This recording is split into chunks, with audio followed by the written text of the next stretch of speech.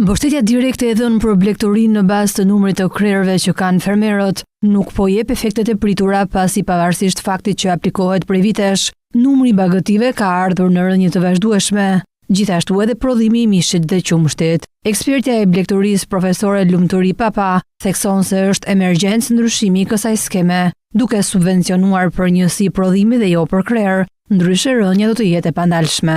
Skema me përshtatshme nuk do t'ishte për krerë të regjistruar, ajo siç po funksionon sot, por do t'ishte për performancë, për produktivitet. Kjo është skema e cila nxit fermerin të prodhojë më shumë, dhe që të prodhojë më shumë, ai pastaj bëhet interesuar për të futur teknologji të përparuar në fermën e tij, bëhet interesuar për ta formalizuar aktivitetin, bëhet interesuar për të rritur cilësinë e produkteve, sepse rritja e cilësisë i garanton atij trekun shton dhe vlerën produktit.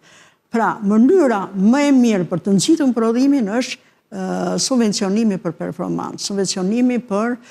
produktivitet. Dhe natyrisht kjo mund të bëhet e strukturuar, pra të kemi subvencionim dhe për krerë mund të vazhdoj,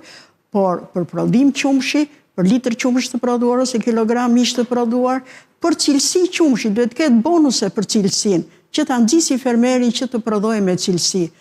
Duke i dhënë bonuse të tilla, fermeri interesohet pasaj që të fusë edhe një teknologji mielje në fermë. Po të krahasojmë mieljen manuale me dorë me mieljen mekanike, kuptohet që cilësia e produktit marrë me mieljen mekanike është shumë më e sigurt se sa ajo manuale. Për të mos folur pasaj dhe plotësime të tjera teknologjike për të siguruar atë që thon zinxhiri i ftohtë i qumshit, nga magazinimi në transport, në përpunim, në tregtim, një zinxhir i cili sigurojë cilësinë e produkteve. Skema e subvencioneve 2025 parashikonte mbështetje 10.000 lekë për kokë për gjedhët dhe 5.000 lekë për viça, jo më pak se